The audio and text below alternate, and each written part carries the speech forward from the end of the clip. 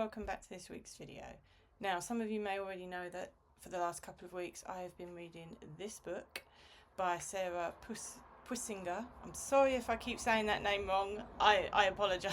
But I've been reading that as an art copy, and today the book is actually out. So this video is all about, would I actually recommend it? Well, you're going to have to keep watching to find out.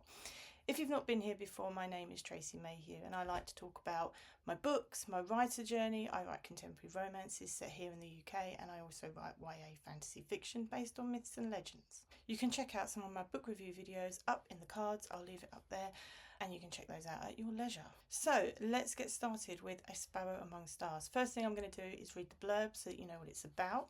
So here goes. Determined to keep his stolen crown and the besieged kingdom of Hyacinthia, King Antoine Rexton hunts Garrick loyalists without remorse.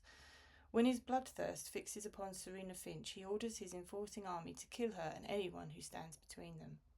Labelled a traitor by the unrelenting sovereign, Serena must flee her idyllic homeland and cross treacherous mountains to seek asylum in the City of Mercy, the last stronghold of Queen Alara Garrick's realm. As Alara secures alliances through her wedding, Rexton's son, Crown Prince Anteros, interrogates their newest prisoner and Serena's best friend, Talitha Vice, forging an unlikely friendship that could further unravel his father. Guided by the Queen's elite guardians, Serena must learn to wield her father's sword if she wants to survive the barrage of aggressors in their path. But when faced with dangers untold, will the gentle girl from Dermac find the strength to fight, or will she be caught in the tyrant's snare? So this is book one of the Celestial Destiny series. It's a multi-point of view romantasy. As some of you already know, I'm more fantasy rather than romantasy, but when I saw this pop up on Instagram, I kind of got hooked by the teasers and stuff. So when this became available as an ARC, I was like, yes, sign me up. And I'm so glad I did. In all truth, chapter one is quite an explosive opening to a book, and that is the kind of catalyst that sends Serena on the run. But yeah, it was a really, really powerful opening. It introduced us to Serena and a couple of her friends as well.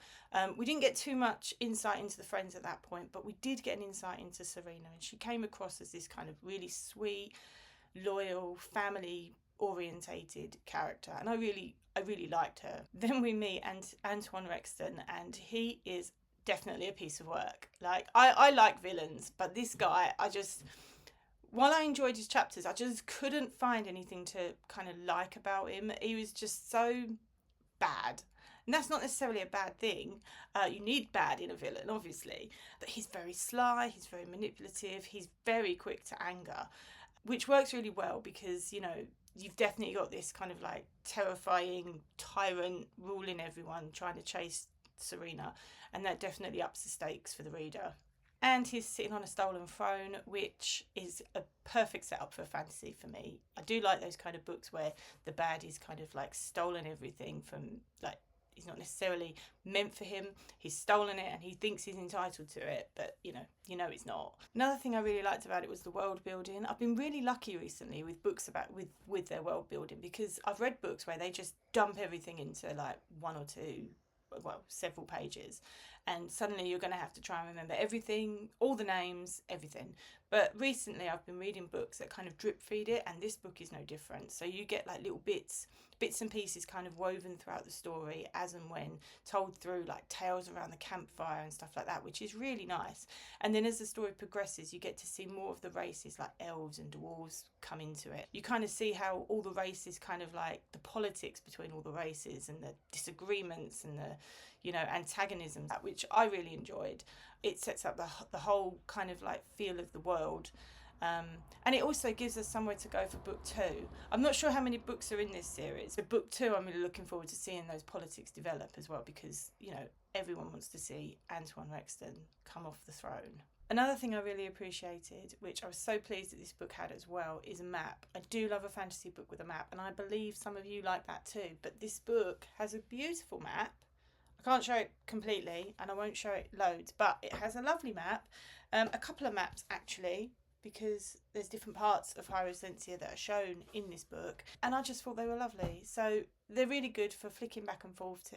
Actually, because I was doing it on my iPad and having a PDF, I just took a picture of it, and then when places were mentioned, I was just able to go to my phone, check out where they were, and see where they were in the world. I do have a couple of tiny niggles, and I do mean they are tiny, and this is just me. Obviously, I've read a lot of other reviews on Instagram and Goodreads and stuff where people don't seem to mind these, so take what I'm about to say with a pinch of salt. But for me personally, the romance between Anteros and Talitha at times felt a little forced. I would have liked to see more of their romantic arc, develop a little bit more. Just because it was told from different points of view. I understand you've only got a certain amount of pages, so you have to kind of leave things out, but I would have preferred to see a little bit more of the chemistry between Anteros and Talitha, a little bit more. It just felt a little bit forced at times, a little bit rushed, not forced, but rushed, I think is the word I'm looking for. But what I will say about their arc is that, or their romance, is that it is left in such a way, the climax for their story was left in such a way that it has definitely left me wanting to see where they go from here, because yeah, I'm so intrigued by their next steps and how they're going to continue from here. I will also say that Will as a character, I could do with a little bit more from him, and again, where he's left at the end of book 1 gives him scope for book 2, so I'm hopeful that we will see more of him and he will step into his own kind of character in the next book, because I do think he is one of the main characters, and I just could have done with a little bit more Will on the page for me. I would like to see into his mind a little bit as well, like see what he's going through and what he's thinking, so that would be quite interesting for me. But overall, I really enjoyed this book, and I would recommend it to anyone who enjoys a bit of romance in their fantasy. I am looking forward to reading book 2. I'm hoping I can be an arc for that one as well. I'm hoping circumstance will allow me to do that. I will leave the link for A Sparrow Among Stars in the description box below, so if you want to go and check it out for yourself, please go ahead and do that. And if you want to check out other indie books that I've read and reviewed, you can check out this video here. I have another one coming up in September as well, so I'm hoping to do this as kind of like an indie review, indie book club kind of thing, where I review some indie books and sort of get the word out about a lot of indie authors, because, you know, we need it sometimes. So that's it for this video, and I will be back next week with the next installment of my How to Start Your Book series. So until then, have a great week, and I will see you later. Bye.